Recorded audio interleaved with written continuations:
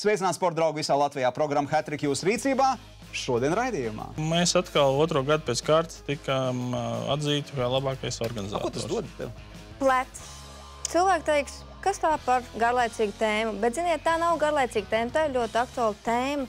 Abiem atvasinājumiem, tātad krāsu atvasinājumiem, ar nolūku izvēlēti dzimumu neitrāli toņi. Ko? Dzimumu neitrāli toņi? Palēkāsim starp rindām. Savā ziņā koronas stāsts turpinās, ja mēs runājam par hokeja izlasi, kas pagājušajā nedēļā vinnēja Vācijas kausu. Uz šo kausu izcīņu mūsējos uzaicināja, ļoti daudz komandas atteicās. Es tā kā pārspīlēju mazliet ļoti daudz, bet tās, kas tradicionāli tur spēlēja, un Latvijas starp tām nebija, tās vienkārši pateica, mēs rūpējamies par savu sportistu veselību. Latviešiem vācieši izmisuma dzīti nomaksā gan ceļu, gan dzīvošanu, un gan jau kāds pačukstēs, gan jau ieskaitīs arī honorāru par dalību, un tādā ziņā viss ir kārtībā. Tad mums sportistu veselība paliek otrajā plānā, jo stāsts par sportisko pusi te nav. Ļoti labi. Viņi aizbrauc, uzspēlē, vinnēja, parādījās jaunie čaļi. Tāpat mēs zinājām, ka viņi labi spēlē hokeju, bet te viņi apliecināja pret salīdzinoši labu konkurentu, jo tur bija 3 komandas. Viena bija Vācu juniori, un otra bija Vācijas klubu sastādīta izlase, kas arī kopumā ir labs līmenis, tāpat kā mūsējie nolikt priekšā virslīgas un bezdarbnieku sastāvu. Un viss kārtībā, tādā ziņā sportiskajā. Mēs no 10 balām sākām desmitnieks, ja? Bet kas attiecās par attieksmi, par to, ka ja nu mums būtu jāmaksā par šo turnīru, un tad vācieši teikt, brauciet, baidos, ka ne Kozels, ne Kalvits savus makus nātver. Un tam apliecinājums ir U20, jo mums šajā izlašu pārtraukumā arī U20 izlasē vajadzēja braukt uz turnīru Austrijā. Tur neviens neko neapmaksā, tur jābrauc ir pašiem. Jā, bija pirms turnīra stāsts par to, ka 5, 6, 7 atklāja koronas vīrusu, tam līdzīgi, bet vienmēr var aizstāt tādos gadījumos, jo mums taču nav junioru vecumā tik knapi ar rezervēm, lai gan nevis tā domā, bet kopumā gan jau varētu atrast cilvēks, kas aizbraukt, bet neaizbrauca. Un ziniet, kāpēc? Latvijas Hokeja federācija savā mājaslapā saka, drošības un veselības apsvērumu dēļ, lai pasargātu spēlētājs. Lielās izlases spēlētāji nebija jāsargā, ko? Nebija jāsargā, labi, lai viņiem laba veselība arī pēc turnīra. Bet šī liekulība mazliet izraisa smaidu. Nekas.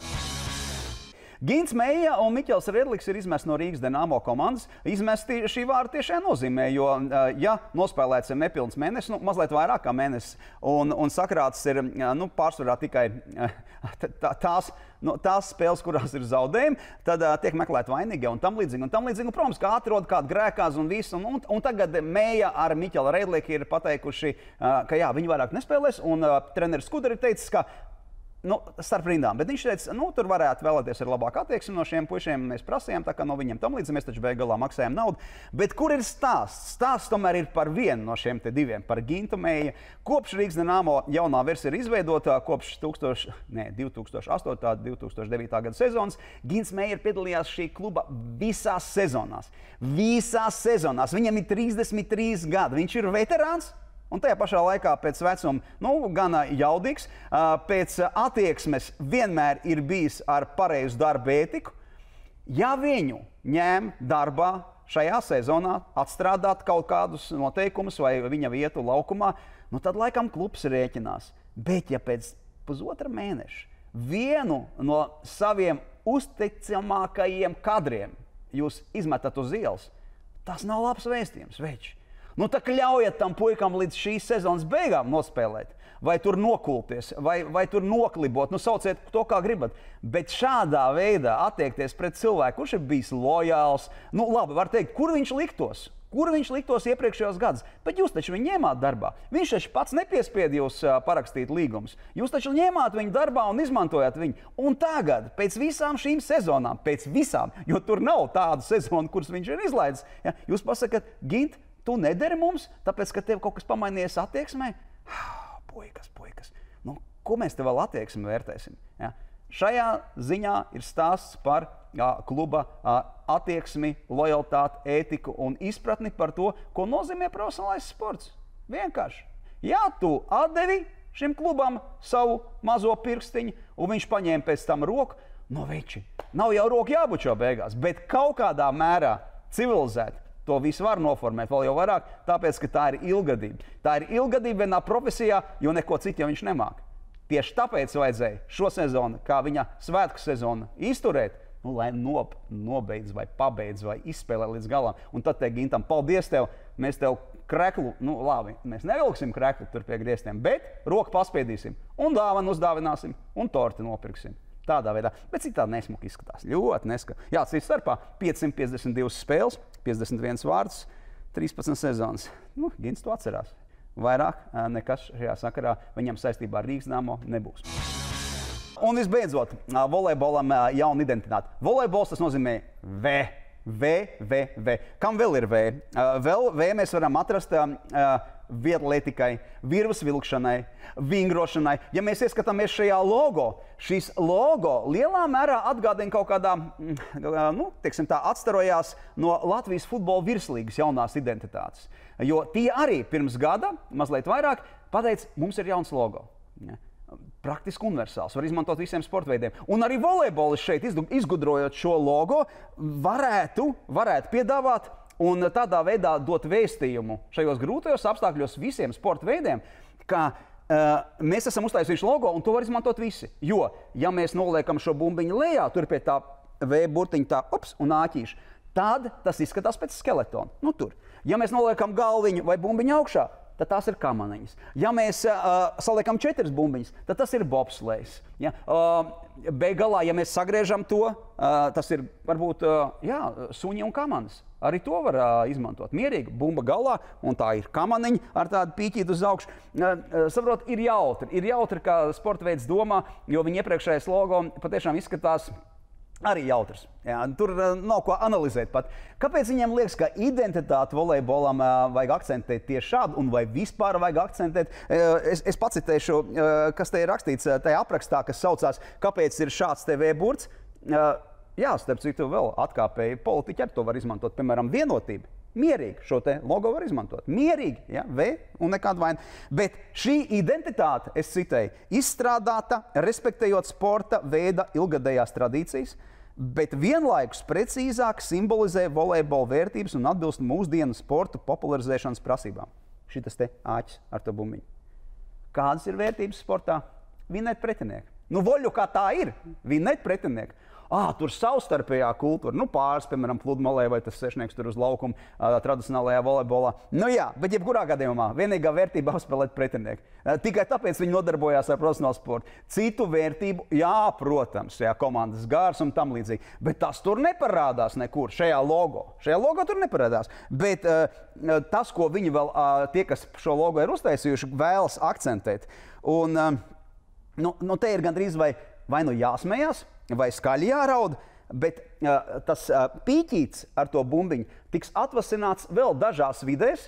Tur ir pludmales volejbols, jaunatnes volejbols. Ļoti labi. Visi tie novirzieni, kur volejbola federācija piedalās, un tā nav sliktākā federācija. Veiči, nepārprotiet, es saku super, maleči. Jūs strādājat, jūs varat vēl teikt un sist sev ar roku uz pleciem teikt, jā, mūsu komanda nākamgad spēlēs Eiropas čempionāta fināla turnīrā. Veiči, pēc cik gadiem vispār tur nav bijuši, bet viņi tur būs tagad. Baigi labā lieta, bet tur krāsas būs iestrādātas pie tā logo. Un kā paskaidro šīs idejas vai šī projekta autori, abiem atvasinājumiem, tātad krāsu atvasinājumiem, ar nolūku izvēlēti dzimumu neitrāli toņi. Ko? Dzimumu neitrāli toņi? Bija arī tādi toņi, kas dzimumus pasvītroja? Kā viņi tur pludmalēs lēkā ar kādiem krekliņiem un bez krekliņiem, un bez biksītēm vai man ļoti šaurām biksītēm. Un jūs vēl te rakstat, kad mēs tās krāsas izvēlējāmies, lai dzimumu neitrāli toņi būtu.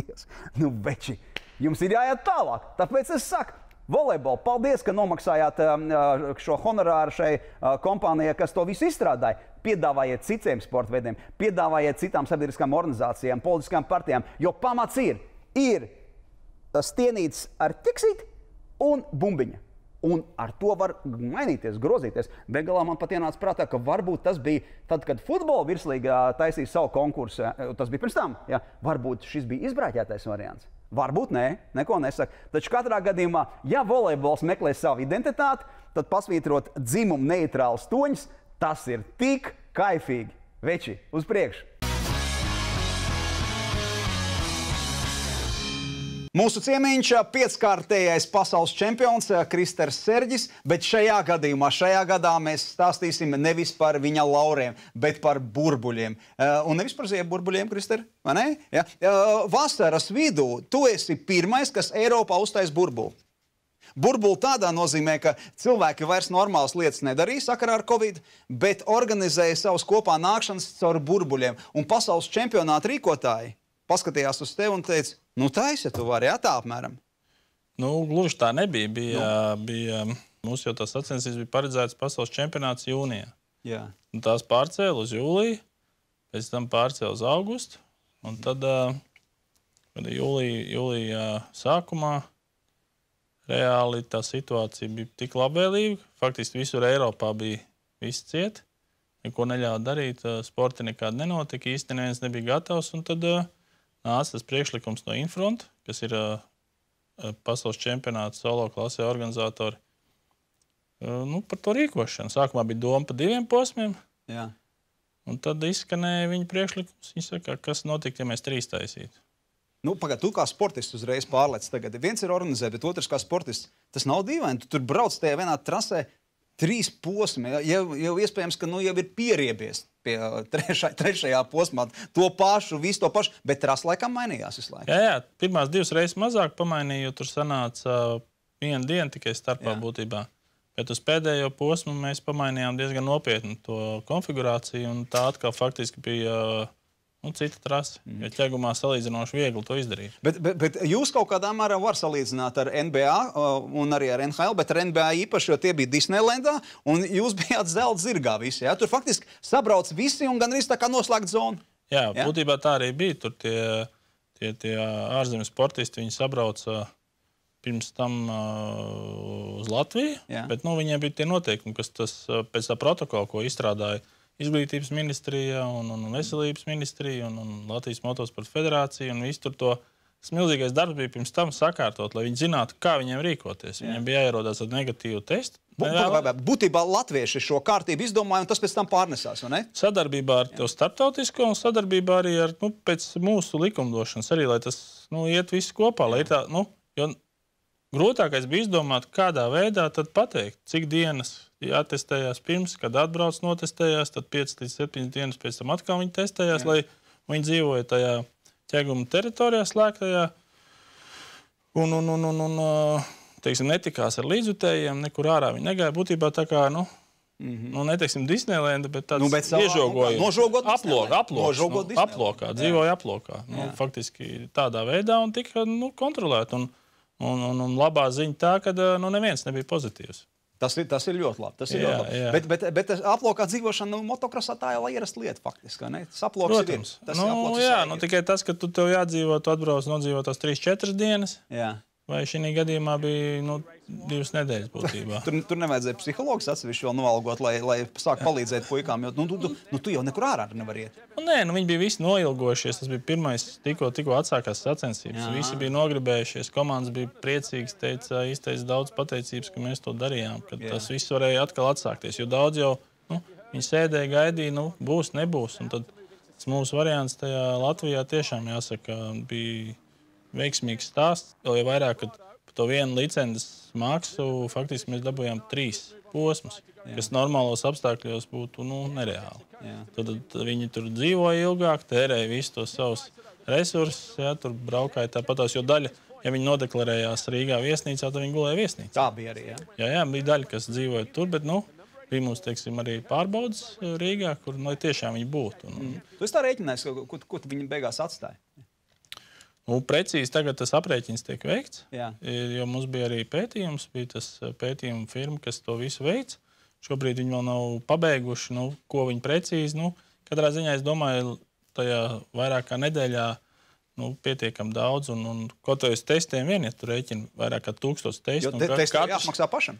Nu, katrs tests maksā cik? Nu, es godīgi sakot, 50, cik eiro? 59? Tik dārgi, Haidī. Nu, ja tev vairāk kā 1000, nu, matemātika vienkārši. Nu, tas jau vien, kur kaut kas. Nu, protams, vēl vesela virkne citas lietas, ko tur tāpat tās papildus telts tik jāīrē. Par rīkošanu. Tad rīkotājiem ir kaut kādas uzreiz lietas, kas līdz tam nav.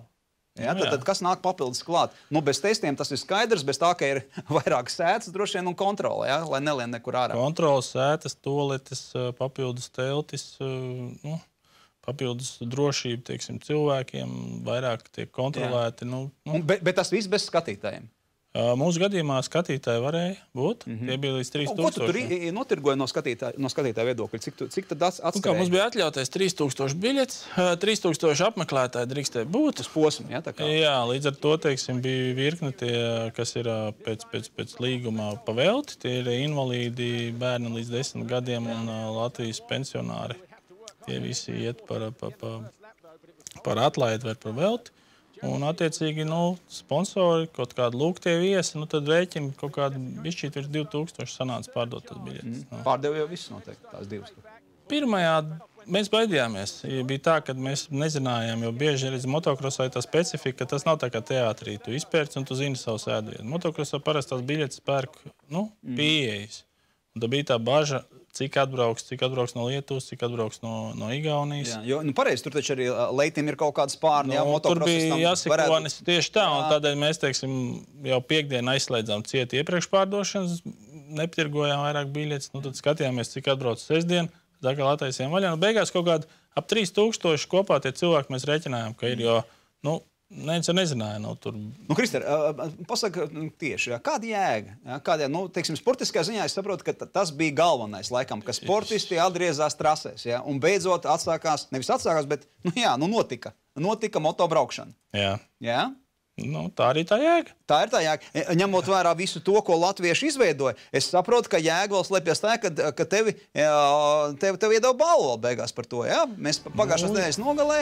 Ja? Jā, nu, mēs atkal otro gadu pēc kārtas tikām atzīti kā labākais organizators. Ko tas dod tev? Kādā ziņā tu domā? Es domāju materiālajā, es domāju... Nu, ja tu skaties ar materiālu, tad faktiski neko. Jā, gods? Nu, man jau pietiek gan daudz tie godi bijuši. Nu, man vienkārši es ne jau tādēļ, lai tur apbalvot vai ko. Bija tā mērķis to darīt. Jā. Bija, teiksim, tās vienošanās, bija līgums, nu, bija iespēja to izdarīt. Un manā gadījumā nu, tas tāds labs piedzīvojums. Jā, bet tas piedzīvojums jau tiem pārējiem tikai pēc tam sākās, pēc ķeguma. Un daudzi, jo šis formātiņš tika tā kā aprobēts un nolikts vēl citās valstīs tieši pēc tāda paša principa. Prasa tev padomu, došana zvana, vai ne? Nu, zin kā bija ne jau es tur tas darītājs. Tur bija, teiksim, daudz lielu to protokolu izstrādāt palīdzēja Mārtiņš Lazdovskis, Motosporta federācijas prezidents sadarbībā ar Izglītības ministrija ar Edgars Severu, un tad viņi to visu salika tīri kopā, jo mēs arī tā sarunājam, kad vairāk to praktisko pusi ņēmu sevīm, bet tās juridiskās lietas tad Mārtiņš sakārtos. Un jā, tas protokols šobrīd tiek izmantots, tā kā viņi paši faktiski saka, viņi pāraksta tikai vietu un datumu, jo tas tāds, nu, viņš pietiekam jaudīgs, tur viss sīki atrunāts, atrakstīts. Nu, mums arī Igaunijas rallijas VRC zvanīja, un mēs viņiem arī aizsūtījām to protokolu. Tā, to pašu, jā? Princips, jā, jo viņiem arī viņi prasīja, viņiem jāiet bija pie valdības, teiksim, to lūgt to atļauju, lai notiktu, jo tajā brīdī jau tur arī bija Igaunija, bija sliktākā stāvoklī kā Latvija. Jā. Un tas arī tur tā kā tas bija tāds, nu, laba pieredze un labs tāds... Nu, kā es saku, piedzīvojums. Nu jā, bet kā tu pats vērtē pasaules čempionāta sezonu šādā te formātā, kad ir pat 2, pat 3 tie posmi kopā nedēļās tur salikt, ja? Nu, uzvarētājs tiek noskaidros, protams, jā, bet... Nu, mums jau īsti nav citas izējas. Nu, šobrīd arī komandām viņas ir pateicīgas, ka tas čempionāts notiek, priecīgs, ka notiek šādā formātā, jo nav tik daudz jāceļo. Līdz ar to arī izmaksas tiek ietaupīts, nu, jo daudz sponsoru, teiksim, vienkārši dēļ šīs ierobežojumiem, dēļ visa ir samazinājuši budžets.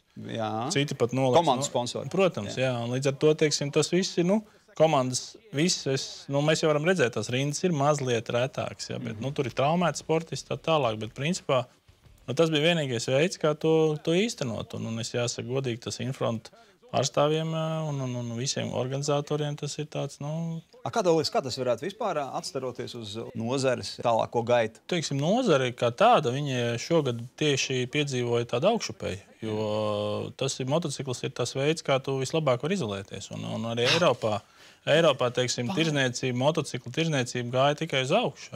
Arī Latvijā šogad bija ļoti labs gads tieši moto tirgotājiem. Ja cilvēki beig prom no pilsētām, no bariem, ja? Viens no bariem, otrs tu pārvietojies vairs nevis ar sabiedrisko transportu, bet tu gribi ar savu braukt. Jā. Līdz ar to tas arī izskanēja jau mūsu arī Yamahas mītiņā, kad tā tendence ir un diezgan spēcīga Eiropā. Un tā kā tā pandēmija, moto lietu pagaidām nav ietekmējusi. Ja runājam par sacensībām, tad kā bija, tā bija. Ja? Tieši tā. Bet ja runājam par kopumā par moto lietu, ja?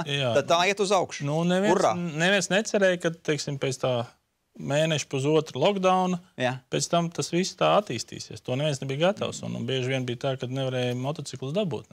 Mēs esam šeit vien dabūjuši, bet kas tas par zvēru, par to pēc reklāmas. Nevajag pārpūlēt to roku. Atkārtotas kustības nozīmē, ka ir jāstiprina apkārt esošie muskuļi. Neklausos tajos sapņos, jo mēs paši zinām, tēvi grib izdzīvot savus nepieredzētos varbūt. Bet es iesaku vienkārši, ņemat, braucat, ja tam puikam patiks, sanāks, to jau redz.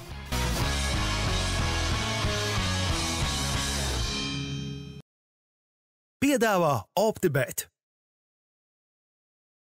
Raidījumu skaties kopā ar Onninen, Uponor temperatūras kontrolas sistēmu siltajām grīdām. Armand, pasaka, lai skatītājs pie subscribe un patīk. Nē, pa subscribe es netīk.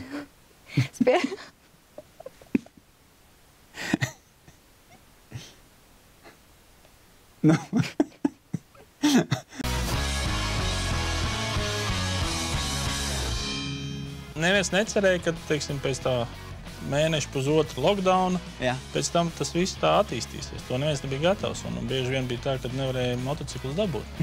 Lielās izlases spēlētāji nebija jāsargā, ko? Nebija jāsargā. Labi, šī liekulība mazliet izraisīja. Mēs turpinām sarunu ar Kristeru Sērģi, kurš ir pasaules čempions, kurš tirgo močus, kurš organizē sacensības, taču atgriežamies pie saknēm. Tu esi atstiepis šeit mazāko mocīti un ņemot vērā, ka es tikai pirms tam riteņiem esmu redzējis tā, kad ir tie sāna ratiņi. Ja? Es nebiju domājis, kā arī močiem ir sāna ratiņi, lai var iemācīties mazie knauķi, ja? Jā. Tas tā arī domāts ir. Cik vecus šādus dancina? Cik veci? Sākot no 3 gadiem jau liek virsū. Tiešām? Jā. Un blakus, lai cilvēki nebrīnās, tas nav nekāds pieliekamais vai piedev. Tas ir motocikls ar blakus vāģīti. Tas blakus vāģītis noliks tur blakus, jo faktiski mēs varam montēt. Ja grib solo, brauc solo, blaķeni un iedomājas tik maziņa blaķenīti jau. Jā. Tur tā ideja tāda, teiksim, ir mocīts. Ja mazais nevar noturēt līdzsvaru, tad pieliek, jūs redzat tos ritentiņus, tad viņš brauc un nekrīt. Un tad ir trešais variants, kas arī ir diezgan iecienīts, kad pieskrūvē to blakusvāģi. Ja bieži vien kā, viens mazais viņam neinteresē braukāt. Tad viņš var vizināt draugus vai pats iekāpt iekšā. Ātrumi? Nē, tur ir viens tikai dot gāzi un brauc. Nekas nav jāslēdz, nekas iedarbina, tur var ieregulēt to jaudu, lai viņš neiet tik ātri, ja sākumā nemāk braukt un kontrolēt to ātrumu. Tā kā, būtībā šis ir tas Yamahas modelis, mocīts, ko es teikšu tā, lielākā daļa arī pasaules braucēji, kas brauc šobrīd pasaules čempionātā, tad tālāk viņi ir sākuši. Ir sākuši to. Tieši tā. Es teiksim, no 3 līdz 6 gadiem ir tas, ko, ja ciešām grib pavizināties, šis tas pļavs variants ir. Trasē īsti ar viņu nebrauc. Tu saki no 3 līdz 6. Tad, kad runājam par Latviju šobrīd, tu esi autoritāte Latvijā, motokrosa autoritāte. Noteikti pie tevis nāk un prasa, Krister, ko saka tie fāči? Jo viņiem ir kabatā 1800, ja? Jā, 1800 eiriki. Viņi saka, es nopirkšu moci. Ar ko sākt? Kādu padomu dod? Lai viņš sāk braukt pa pļauju, vizināties. Vienkārši. Pirmkārt saprast, vai viņam patīk. Vienkārši līkums, saliek rūķis, braukā apkārt astotnieku. Tas ir tas sākums reāli. Bet ko tev prasa? Es kā pirms tam tev piesaku, ka tu esi autoritāte, bet ko tie tēvi prasa parasti? Zini kā, jo ir kaut kādi sapņi, kaut kādi, nezinu, tur pasacīņas. Tā īsti neklausos tajos sapņos, jo, mēs paši zinām, tēvi grib izdzīvot savus nepieredzētos varbūt, bet es iesaku vienkārši, ņemat, braucat, ja tam puikam patiks, sanāks, to jau redz. nu, tad var iet tālāk. Nu, tad ir atkal jau nākamais pakāpes mocis un skatīties. Bet šobrīd, ir kas ir. Protams, ir vēl kvadricikli, arī maziņie 50, kas ir droši 4 ratiem arī. Nu, tad, ja viņam tā tehnika patīk, tad viņš izzinās. Es dzirdēju, tu teici tādu vārdu kopu. To jau redz uzreiz. Tiešām to uzreiz redz. Viņi uzsēdinās to mazo 3-gadīgo, 4-gadīgo. Nē, tā kā redz. Tur jau viņam patīk vai nepatīk. Teiksim, lai pašam vispirms patīk. Pa ko es stāstu? Ne jau tas, ka tētim patīk, bet vai viņš pats grib braukt? Ja viņš tev katru dienu saka, es gribu braukt, tad viņa gribās. Ja tu saki, ejam pabraukt, šodien es rītdien, jo vakar bija augsts, ka brauc, tad skaidrs, ka viņam negribās. Kāda tev ir statistika? Cik traki ir latvieši šajā te vecumā ar saviem bērniem pie šādām ķērām? Es domāju, ka šobrīd, teiksim, ja mēs skatāmies arī statistiku sacensībās un viss, tad ir tāds diezgan labs kāpums. Es domāju, tas ir saistībā arī ar Paulu faktoru un cilvēki, tas motokross daudziem patīk un arī mazās klasēs, teiksim, 50, 65 mums ir pieaugums tieši bērnu klasēs. Tā kā, ir kaut kāda vēlme tiem vecākiem, kā jau tas ir, ir mums labs basketbolists vai tenisists vai kas, tad visi ved uz tiem pulciņiem. Līdzīgi ar močiem. Cik tēvam jābūt pārtikušam, lai viņš tagad atnāktu? Mēs noskaidrojam moču cenu, bet taču jārēķinās vēl ar kaut ko. Jānopērk uzreiz piekabi, vai kaut kāds lielāks busiņš? Nē, šito bagažniekā var. Šito bagažniekā iemetam. Ok, tad mums jau mašīna it kā būtu, pieņemsim, un vēl kas ir? Degviela? Nē, protams, degviela, ķivere. Drošībai zābaki, teiksim, kādu bruņu. Kāds ir tas budžets, lai sāktu? Ir atsevišķas vietas, es nenosaukšu precīzi, kur var aizbraukt, un, ja nemaldos, arī par kaut kādu minimālu summu izīrēt to mocikli. Pat izīrēt, lai netrakot sākumā. Jā, ir vairākas. Ir trasītas vai pameklēt? Ir trasītas, ir treneri, ir kas tieši to praktizē, un tas arī ir tas pirmais solis. Uzreiz nevajag tādu naudu tērēt. Jo kur tu liks pēc tam, ja viņš vienreiz pat neizbrauc? Tieši tā, tur tā summa ir pietiekami liela. Konkrēti šis arī, viņš nav jauns, viņš ir 10 bākas izbraucis puisīts. 10 bākas? Jā, šis ir tā kā atvests no viena puisīša, Jā. Veikalā man nebija pārdot. 10, labi, bet 10 bākas, cik tas ir daudz? Tas ir 10 bākas. Pagaidām, kaut kāda apaļa tie ir, kaut kāda kilometra. Man nav mazākās nojausmas. Un cik bāki ietilpīgi, cik tur litriņi? Es domāju, ka 2 vieta. Jā. Un puiki noplēsis jau. Var redzēt, ka ritentiņi padiluši, riepa mazliet, bet izskatās faktiski kā jauns. Bet tu teici, ka kā visi ir sākuši, visi lielie ir sākuši ar kaut ko tam līdzīgi. Tas nozīmē, jo agrāk, jo labāk? Nevienmēr. Tas ir tīri pēc. Šobrīd jau vispār tā tendence ir visos sporta veidos tos arvien ātrāk, jaunākus tos sportistus. Es pats personīgi sāku braukt 15 gados. Skaties, ko tēvs darīja. Tēvs līdz tam brauca, tāds mocīšs nopirkt to tajā laikā nevarēja. Uzbūvēt viņš man neuzbūvēja, jo viņam nebija laika. Viņam bija jāstrādā un pašam jābrauc. Tā kā es pieaugu, es pats tur kaut ko samaksāju. Bet ja tu būtu ticis 3-5 gados pie šādas blaķenītes, mums būtu 10-kārtējais? Kurš to zina, kas būtu? Varbūt es nebūtu nemaz līdz tiem 15 aizbraukt. Jau bija pieriebies, tieši tā. Tas ir ļoti individuāli. Katram cilvēkam jau jāsako līdzi un jāsaprot. Tā absolūti spiest, es nekad, neuzskatu to. Bet kā Latvijas motokross šobrīd atražo sevi? Es domāju, tādā izpratnē, ka tie talanti iet cauri un tos močus pērk. Un mēs redzam, mēģina piedalīties, sponsori parādās, kaut kādi klubi veidojas. Ja? Kas tas ir? Ja? Kas tas šobrīd ir Latvijas motokrossā? Kāds laiks tas ir? Kāds laikmets? Ja? Mēs redzam Paulu Jonas. Ja? Paulu, es atvainojos, bet sauksim viņu kā kārtīgi angliski. Paulu, ja? Pauls Jonas. Un kas notiek tālāk? Kas notiek apkārt? Mums ir, teiksim, tagad nākamais stāsts ir jau, mums ir, teiksim, pietiekami labi jaunieši. Tas pats šobrīd Kārlis Alberts Reišuls parādīja sevi Eiropā. Mairis Pumpurs, Edvards Bidzāns, tie visi ir 15 līdz 18 gadīgi čaļi, kas Tu tos sauc no galvas, vai tu esi redzējis, kā viņi brauc? Gan. Un? Nē, tas ir tas nākamais, kas varētu būt, kas aizies uz to Eiropu. Bet viņi ir sākuši braukt arī, gadus jau 7, 8 jau ir startējuši sacensībās. Vairāk pat varbūt, es precīzi nepateikšu. Bet, tas ir tas nākamais, Pauli, kas varētu aizķerties kaut kur Eiropā, kādā komandā. Tu redz to talantu kaut kādā Protams, tur ir talants un arī apakšā ir darbs. Treniņu darbs, to pašu, ko veic, teiksim, brāļi Justi, kas trenē šos jaunos sportistus. Vēl ir treneri, tur Ārnis Kalniņš strādā ar Pidzānu. Tur, nu, katram ir tas stāsts. Nu, protams, tas nav masveidīgs produkts. Nu, un, kā mēs zinām, nu, nebūs mums tur 15 ļoti labi braucēji. Nevienā valstī tā nav. Nevienā valstī, tieši tā. Itālijā, ja mēs skatāmies, nu, otrs labākais itālis, nu, kur ir Kairoli un aiz viņa, nav īsti tāda nākamā Kairoli. Pagaidām nav. Nu. Šī te bildīt, paskaties, redzi, viņiem raksturo lielā mērā tavas attiecības ar Paulu, jo tas ir mazais Pauls, tas ir 2012. gads, un saproti, tu paraksti ar viņu līgumu, jā?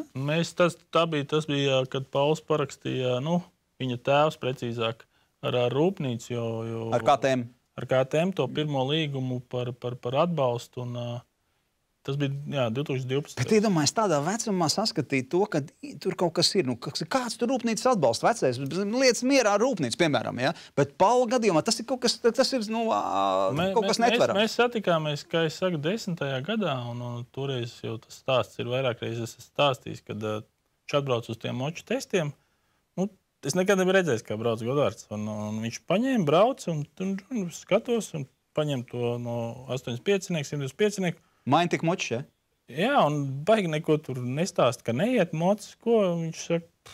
Un teica, tēvs viņam teica, mēs gribam tur pa pasaules čempioniem kļūt, jo tajā gadā viņi bija 4. bija palikuši. Jā. Un ar KTM var uzvarēt, un tā, un es saku, labi, Nāc šurp, jā? Sēžamies, izdomājam plānu, es arī. Jo tas stāsts bija ļoti vienkārši. Tieši kaut kādu mēnesi pirms tam, vai kā bija ķegumā bijis pasaules posms. Un es kā skatītājs tad biju.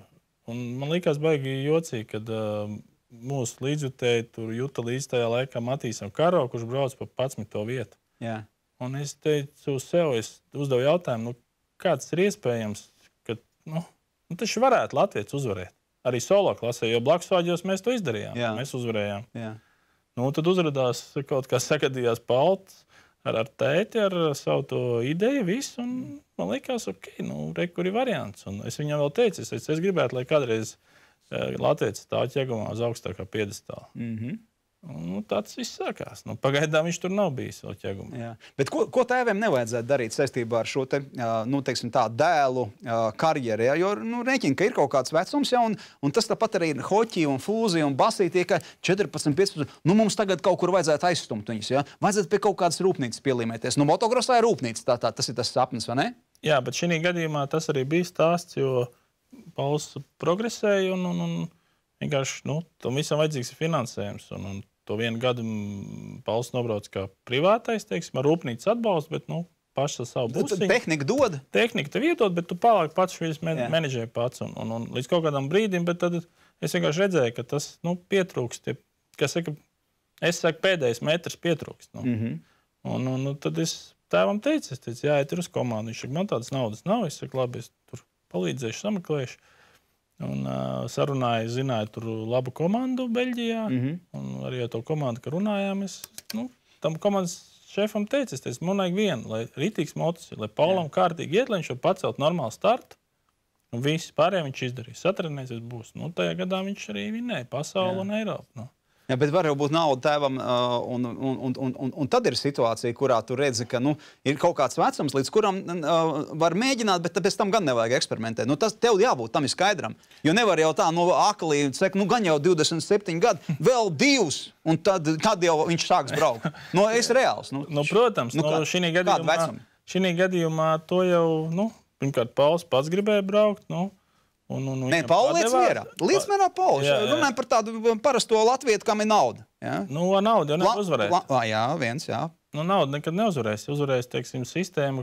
Tu jau vari iztērēt lielu naudu, bet tu viņu iztērē nepareizi. Jā, bet atskaiti, piemēram, Kristēri, 18 gadi ir tie, ka, vecais, tagad tu esi braucis 10 gadus, piemēram, novērtē sev. Jā. Jā. Vai ne? Plus mīnus 17. 17 pat. Jā. Jo tu jau saproti arī pasaules kontekstu, kā tur ārdās. Kurā vietā tu gribi būt? Tu gribi būt top 10 vai top 20? Nē, es gribu pasaules čempions būt. Jā, tad uz to brīdi ir plus mīnus ir skaidrs jau redzams apmēram. Es domāju, ir, protams, izņēmumi arī, kad sportisti vēlāk sāk progresēt, bet tas vai ir vai nav, tas apmēram tajā vecumā ir. Nu, bieži vien ir tā arī mūsu gadījumā, ir tur, un es arī uzskatu tā, ka mācības, tajā brīdī arī bija. Es atkal atgriežos pie Paula, kad mēs izlēmām, ja tad neaizies, tad nav jēgas, tad jāiet. Bija pat tāda dilema, jā? Nē, tu jau nezini, tu dabūni traumu, vēl kaut ko, tā karjera var aizripot pilnīgi citā virzienā, kā tas bija, teiksim, šogad viņam, kad bija labā formā, viss atraumējās, un ir stāsts tāds, kā par to viņa formu un kas viņu sagaida nākotnē, par to mēs vēl parunāsim, bet tagad es tev nodošu Agnetes rīcībā. Agnete ir atradusi bildes. Es nezinu, tu esi aktīvs, neaktīvs, tu viņu pavaicās. Es domāju, runāju par sociālo virinātavu, bet būs arī pārsteigumi. Ja? Un es redzu, tu pie frizieres bijis. Kā es tev solīju? Okay, mums ir sagatavotas bildes. Tev būs jāatbild. Jāatbild. Bet tie ir vecie laiki. Lūdzu. Labi. Labvakar, dārgie skatītāji! Ir laiks pienācis paskatīties, ko mēs varam atrast par mūsu ciemiņu sociālajos tīklos. Krister, vai tu esi aktīvs? Diezgan, jā. Man ir 2 posti. Bet tev ir salīdzinoši daudz sekotāju priekš 2 postiem, ja godīgi. Tiešām, tas ir tā kā viens posts. Tāpēc saka, es esmu aktīvs. Es sekoju Instagramā līdzi, bet es citiem skatos bildes. Pats es tā kā, tās tādas zīmīgās pa sportu. Viena ir Paula tituls, otra ir Latvijas nācija izlasē augstākais sasniegums 8. vieta pagājušā gada Asenē. Tie tāds spilgti notikumi motosportā pēdējos gados. Līdz ar to tos es ielieku. Ko es tur... Tad parastās bildes mēs nevaram sagaidīt. Varbūt nākamgad būs 3. bilde. Redzēs, kā Paulamies. Jā, bet jebkurā gadījumā mēs skatījāmies citur, lai atrastu bildes, jā? Okay. Un nākamā bilde ir lūk šī. Vai tu vari izskaidrot savu frizūru? Jā, tas bija man. Es zinu pat, kur tas ir un no kurienes es esmu. Tur ir balts krēklis, man ir melns džempers apakšā un es ātri uzraudu Aidara krēkli. Tur ir preses konferences un es zinu pat, no kurienes es braucu. Bet, nepaspēju pie friziera. Iesim pasīties vēsturē. Okay. Šeit ir ļoti sena bilde no pirmā pasaules čempiona. Kādas sajūtas? Forši. Tas bija tāds mans mērķis, kuru mēs sasniedzām, un tajā brīdī izdzīvoju to momentu, un šis, man liekas, vai nav...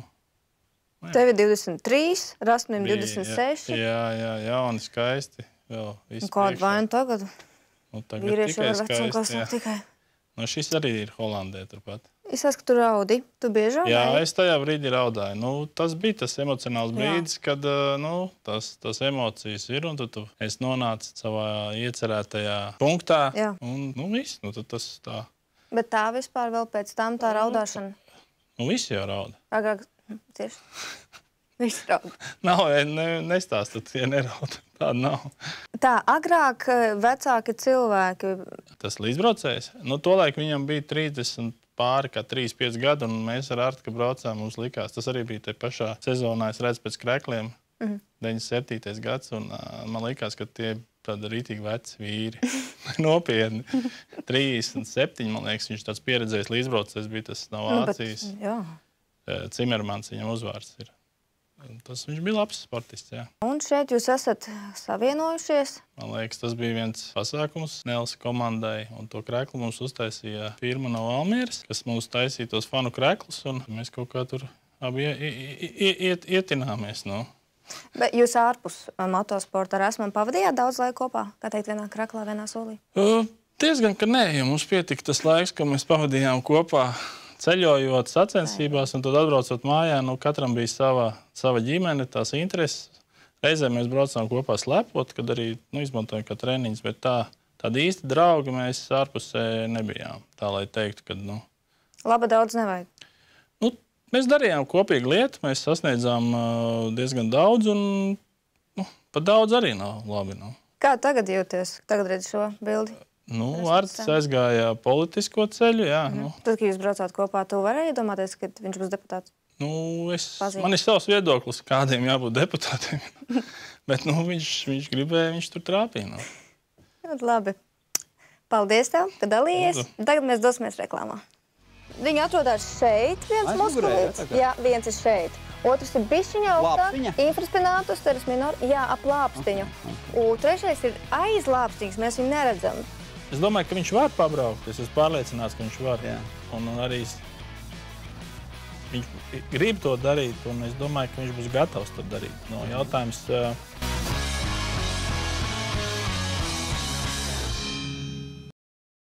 Piedāvā OptiBet. Raidījumu skaties kopā ar Onninen, Uponor temperatūras kontroles sistēmu siltajām grīdām. Armand, pasaka, lai skatītājs spiež patīk un subscribe mūsu kanālam. Kas subscribe? Spiediet patīk, subscribe un sekojiet līdz mūsu video.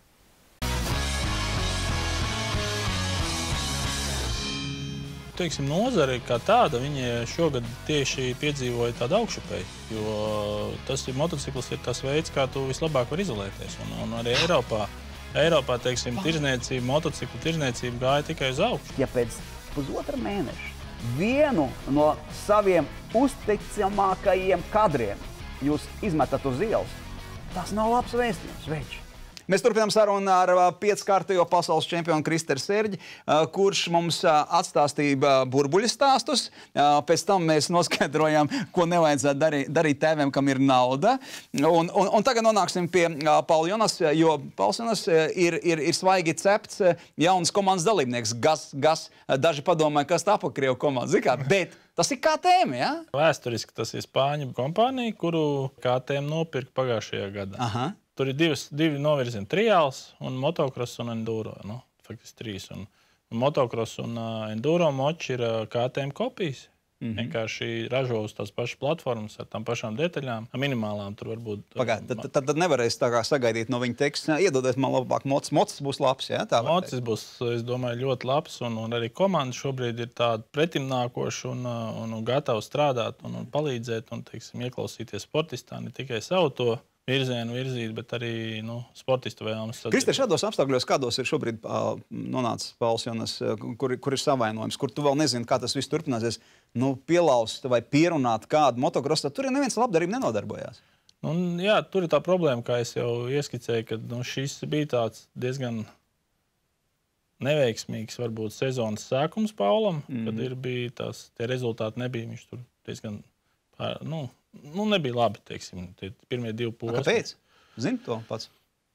Viņš pats nemācīja atbildēt līdz galam uz to jautājumu. Vai pārāk daudz gribēja. Bija nocieties, gribēja labāks rezultāts parādīt, tad bija tie kritieni, atkal neizdevās kaut kas startos. Tur var visādas vainas meklēt, bet rezultāts nebija. Visi jau skatās rezultātu. Un tad tā trauma, ko viņš gūta treniņos, tā tiešām bija diezgan grūti pārliecināt, kādu bija, lai parakst šo līgumu. Tāpat?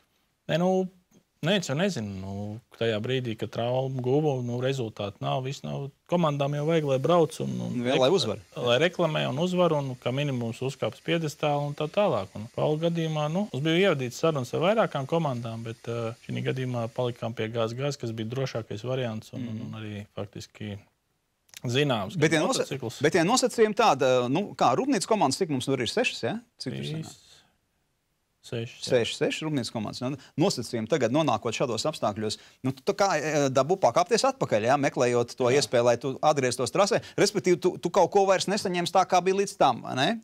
Jā. Kas viņam jāatrod tagad pašam?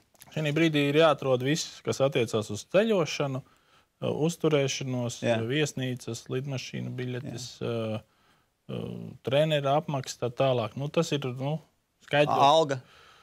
Alga viņam ir, bet, protams, cita alga nekā tad, kad bija. Un arī, ja tu sasniedz kaut kāds rezultāts, tad samaksā tos bonus. Līdz ar to, teiksim, rupi komanda nodrošina visu tehniski, bet šis stāsts, kas ir, Tas visu tehniski nodrošina. Tas ir tāds pats standarts, tad, kad viņš bija pie tās pilnās pansijas. Tā kā visu tur forši. Moču ziņā, jā. Moču ziņā, tehniskajā ziņā, jā. Jā. Un mehāniķi tur arī. Tas viss paliek. Tur viss ir kārtībā. Un tas arī bija viens no svarīgākiem momentiem, lai viss tas būtu un lai Pauls tagad, kad atgriezīsies pēc traumas, lai viņš varētu sākt jau braukt. Jo tagad sēdēt un vēl gaidīt kādu piedāvājumu, jo būtībā tikai viena komanda, viena braucēja vieta nav paziņojusi. Pārējie visi jau ir. Vietas aizņemts praktiski. Jā, viņi nav daudz, viņi ir 13 vietas. Jā, nu, uz planētas Zemē, jā. Bet tu jau teiksi, tu politi korekti, jā, tur jāskatās, nevar zināt, bet intuīcija kaut kāda ir, jā, kaut kāda ir. Jā. Nu, iztēlamies normālo stāstu, jā, ka viņš atgriežās un sāk braukt, jā. Nu, nedomājam par to, ka nevar vai nesanāks, bet viņš sāk braukt. Kas ar viņa parametriem var notikt tālāk, es domāju, tiem fiziskajiem un talantu, ar ko viņš pierādījis iepriekš? Tu domā vietu ziņā? Es domāju, vispār, tur motokros apritē tagad, jā, tas standarts, ko viņš var aizstāvēt, jo visi jau aizstāv savas pozīcijas un nāk tak jaunie vēl klāt. Tieši tā, nāk jauniem, kā mēs redzam, tas pats Prado ļoti labi, teiksim, sev parādīja, un šī sezonā, tā kā tu saki, es negribu nodarboties ar prognozēm. Man nepatīk prognozēt, un es vienmēr cenšos tā pragmatiski. Viss būs atkarīgs no Paula. Būtībā es domāju, ka viņš var pabraukt. Es esmu pārliecināts, ka viņš var. Jā. Un arī viņš grib to darīt, un es domāju, ka viņš būs gatavs to darīt. Jautājums tagad pateikt, vai viņš būs 5., 3. vai 10. Tur es... Okay. Tur ļoti atkarīgs no starta. Aizem prom no motokrosa. Es redzu, ka tu tā kā izvairies, ja? Tu saki, negribi derēt. Es saku, sadaram, paskatāmies. Piemēram, futbols, ja, šonedēļ Latvijas San Marino. Ja. Sadaram, mums opti, bet mūsu draugi, ja, viņi arī skatās uz futbolu, ja, skatās uz motokrosu. Futbols gan jau likums par jaunās būs. Bet, ko tu saki Latvijas San Marino? Futbols. Futbols, jā, tas nav lamvārds. Kur viņi spēlē? Šeit vai? Lāčplēšu dienā. Vilki pirmo reizi iznāk. Sakrīt tā. Rīgā? Kāda tev starpība šobrīd, kur spēlē? Tev liekas, ka mājas sienas palīdz mūsu komandai? Protams, mājas sienas citreiz palīdz, citreiz traucē. Bet, zini kā, ja tu man prasi, vai Rīgā, labāk tev to nezināt. Labi, es no tā gribu saprast to noskaņojumu komandā, kāds varētu būt. Nē, bet labāk tev to nezināt. Pat, ja viņi spēlē San Marino, labāk tev to nezināt, jo tā ir Latvijas izlase. Tas ir tas skaistums visā. Kas būs? Es ceru.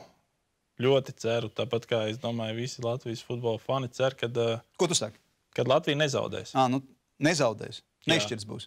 Es neteicu, ka nešķirs. Es saku, ka nezaudēs. Varbūt uzvarēs, varbūt nešķirs. Jā. Man uz viens ir jāsaka. Zini kā labāk, cik vārti tiks gūt šajā spēlē? Nosauc viens skaidrs. No Latvijas izlases? Jā, no Latvijas. Un tad es pateikšu. 2. Okay, es saku vienu. Ja? Tu saki 2 vārdus, Latvija gūs, un es saku vienu. Tā paskatīsim. Labāk nerunāt to, kas vinēs vairs ne. Bet man ir vēl viena lieta parasta raidījumā. Mēs meklējam jauno reportieru, jauno komentētāju. Ja? Toļiks, es atvainojos, Toļiks paliek vecāks. Anatolija, viss ir kārtībā. Anatolijas Krepans, kolēģis, ir sagatavojis tādu mazo špikeri. Tātad jaunais komentētājs. Ja? Varbūt viņa vieta pēc 36 gadiem atbrīvosies, un tu būsi viņa vietā. Bet tev arī 36 gadiem? Jā, protams. Es reķinos ar kolēģi, ka viņš būs kaujaspējīgs. Bet tagad pārņem mani. Ja es klausos Kristers Serģi, un mēs piedāvāsim varbūt kādreiz kādā aģentūrā tev kastings būs. Jā, pēc šitā varētu būt. Jā, pēc šī būs. Tad, ja es saku, aiziet, tas stāstīt, aiziet. Tā, uzbrucējiem ir 3 varianti. Piespēlēt pa labi, piespēlēt pa kreisi vai mēģināt ielausties pretinieku pusē pašam. Izskatās, ka viņš izvēlas 3. Apspēlēts viens pretinieks, 2, 3. nepieciešams saulēcīgi piespēle uz malu brīvajiem partneriem. Tāda arī seko, un tikai tagad atliek izrēķināties ar pretinieku vārdsargu. Dinamika! Bet kurš teica, ka iziešana vienam pret vārdsargu 1-0? Vārdsargs nav nekāda 0. Lūk, bet šo žestu gan vajadzēja tiesnesim rādīt. Te nav dziesmu svētku koru mēģinājums, bet ka nevienīgsminieks nav arī nekāds virsdiriģents. Ej tagad un atpūties. Nolasītu labi. Es lasīju, bet bez izteiksmes. Nolasīju, jā. Bija viens mirklis. Zin kā, var būt varianti. Zin kā, Toļikam ir vieglāk. Viņš skatās un runā. Te jau ir jālas. Nē, protams, Toļiks dragā. Jā, bija kāpinājums, bija sāsinājums. Tagad tu man uzbudināji. Jā, uzbudināji. Labi, es saprotu, ka teksti, kā ir teksti, tev neuzbudinās. Zin kā, Agnete par plecu grib pastāstīt. Tev ir plecs operēts, jā? Jā. Es ar plecu bišķiņ, tā kā man tur čīks kaut kas štruns. Bet pirms mēs noskaidrojam par plecu, tu māki iedarbināt šito? Lai es zinātu, ka tā nav mulāža. Iedarbini. Mēģinam. Iedarbini, jā. Tā. Tas ir. Ko tu izdarīji tikko? Nu, es pārbaudīju, vai benzīna krāniņš ir atgriezts. Krāniņš ir. Uzslēdz uz startu. Un vienkārši. Tik vienkārši. Strādāja. Bet loģiski, nu. Jāmāk. Bet ko, tu uzgāzēt nemācēji? Dūmi. Nu, parādi. Dūmi, nu, pagaid, lietas ir vajadzīgas dabā. Aiziet. Ka nesāk braukt. Nu. Kur ir tā kā gāze? Jā, klausies, kaut kas nav ritīgi. Nē, viņam ir, zin kā? Nē, nezinu. Nu, skatāmies vēlreiz. Un joka. Redzi? Viņš jau brauc uzreiz brauc. Jā. Sēdi klubā, es lūdzu pārņemšu vadību. Okay. Viņas vietas nevar gāzēt, viņš ir uzreiz iet uz priekšu. Labi. Agnēta, lūdzu. Plecs. Cilvēki teiks, kas tā par garlaicīgu tēmu, bet, ziniet, tā nav garlaicīga tēma, tā ir ļoti aktuāla tēma dažādu vecumu cilvēkiem, tiem, kas nodarbojās ar sportu, boksē, golfu, spēldēšanu, vai arī māmiņām, kas visu laiku nesā bērnu, vai cilvēkiem, kas sanēsā daudz smagumu, jo viņiem sāp pleci, un tā ir liela problēma. Es varu pacelt roku. Kristēr, tu arī var pacelt? Kā jums ar pleci? Man sāp, reāli. Es eju arī pie fizioterapeitu. Ārsti palīdz, ņemos, bet es uzskatu, ka tas ir vecums. Numur 1, pārsvarā lielākajai daļai cilvēku būs deģeneratīvi, tātad dzīves laikā atkārtotas kustības visu laiku pleclocītavā, viena tā pati kustība, sakairina cīpslu, sakairina locītavu un sāp tā roka. Tas varētu būt Armanda tavs gadījums? Kristēram es pat nesaku, kāds varētu būt viņa. Man bija tā, ka man bija pleca trauma nopietna, un pēc tās es tā kā izvesļojos, bet atkal parasti, ka krīt, tad vēlreiz, un tagad ir tā, ka visu laiku sāp. Sadauzīja locītavu? Kreiso, jā. Man bija izsists plecs un operēja. Jā, 2 reizes operēja, vēl pagājuši gadu aizgāja, tur bija tāds izaugums atkal. Tāds ir. Gulēt nevar, reāli sūdīgi. Nē, gulēt var. Tagad bija aizgājis pie Valda Andersona, viņš atkal iešpricēja. Tad kādu 2 mēneši, tad tā normāli. Tad atkal. Kādas kustības tev sāp, ja drīkst jautāt? Man sāp. Uz augšu vai šitā nevar vairāk. Uz āru, jā? Jā, šitā man beidzās. Bet tagad arī, ka es taisnu, sāp. Ko darīt? Tas, kas saka. Tātad, vai jūs esat, labi, pleci garlaicīgi it kā, bet vai esat pazīstami ar terminu rotatora manžete? Nē, bet rotators ir dzirdēts. Man bija saplēst, jā. Tev bija saplēsta? Jā. Šī ir tā rotatora manžete, kurai pievērš uzmanību fizioterapeits ārsti, tad, kad runiet par roku, nespēja roku pacelt uz augšu vai sāpju rotācijām. Kur viņi atrodas? Jā, grūti saprast, ne? Viņi atrodas šeit, viens muskulīts. Jā, viens ir šeit. Otrs ir bišķiņa augstāk, infraspinātus, teres minor, jā, ap lāpstiņu. Un trešais ir aiz lāpstiņas, mēs viņu neredzam iekšā tur, subskapulāris. Un 4. ir šeit, supraspinātus. Daudziem cilvēkiem nevar pacelt roku augšā. Tad supraspinātus iekais. Es domāju, ka supraspinātus Kristaram ir uz āru. Okay, labi. Tātad teres minor, ja, uz āru, ārējām rotācijām. Vai akal, ja nevar izlikt uz... Ko var darīt? Ko var darīt lietas labā? Pirmkārt, atcerieties, kad, nevajag pārpulēt to roku. Atkārtotas kustības nozīmē, kad ir jāstiprina apkārt esošie muskuļi. Tad skaidrs, mēs nevaram nepārpūlēt, mēs to darīsim, bet tad kaut kas cits vēl jādara. Jā, ir jādara kaut kas cits, ir jātrenē lielie apkārt esošie muskuļi. Plecam jābūt ir uz leju, nevis tikai ten. Jā, arī spēlēt golfu, Armand. Jā, man fizioterapeits to saka, tagad jau, stiprinām lāpstiņu. Jā, un Kristaram tātad, ja ir trauma bijusi, tad tas mēs ejam pēc rehabilitologa norādījumiem, ejam pēc fizioterapeita norādījumiem, tur ir arī injekcijas iespējamas, jo plecs ir ļoti sarežģīta locītava. Tur var būt plīsums daļējs, plīsums pilnīgs, tur var būt locītavas iekaisums, tur var būt tā muskuļa cīpsla, cita muskuļa cīpsla. Un tāpēc ir, paldies Dievam, kad ir ārsti, kuri skatās dažādus testus, piemēram, vai sāp uz šādu, vai sāp uz iekšu, vai sāp uz augšu, vai sāp līdz galam. Līdz ar to, jā, ko var darīt? Galvenais ir profilaks šajā. Galvenais ir profilaks, tāpēc es stāstu, lai cilvēki zinātu, ka šādi muskuļi ir, ka tās atkārtotās kustības visu laiku viens un tas pats agrāk vai vēlāk izraisīs iekaisumu, un tad būs sāpes.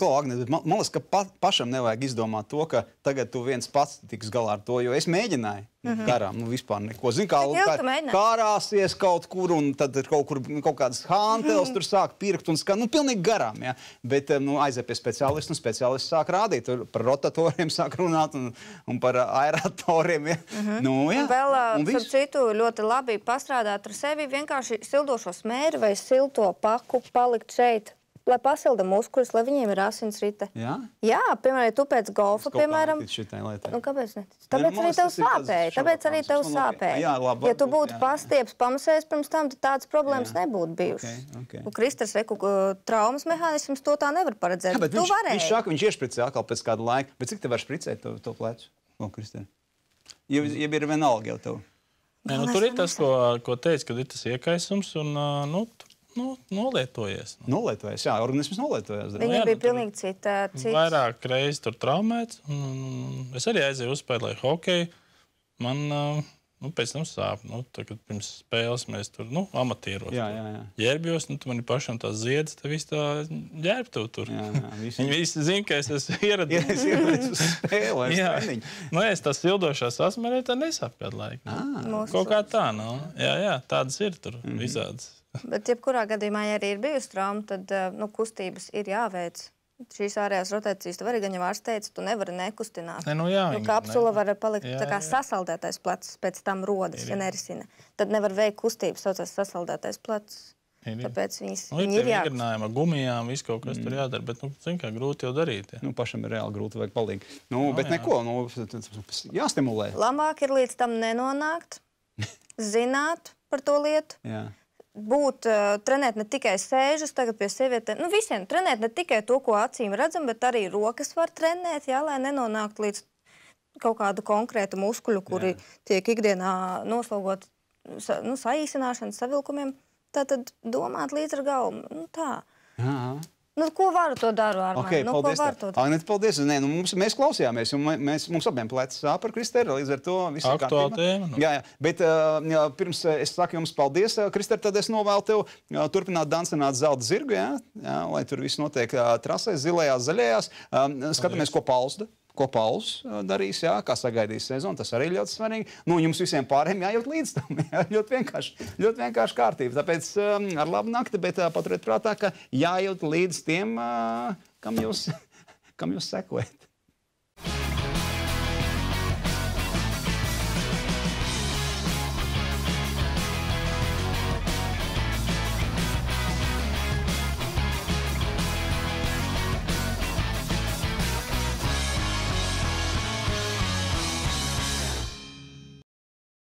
Piedāvā OptiBet. Raidījumu skaties kopā ar Onninen, Uponor temperatūras kontroles sistēmu siltajām grīdām. Armand, pasaka, lai skatītājs pie subscribe un patīk. Nē, pa subscribe es netīk.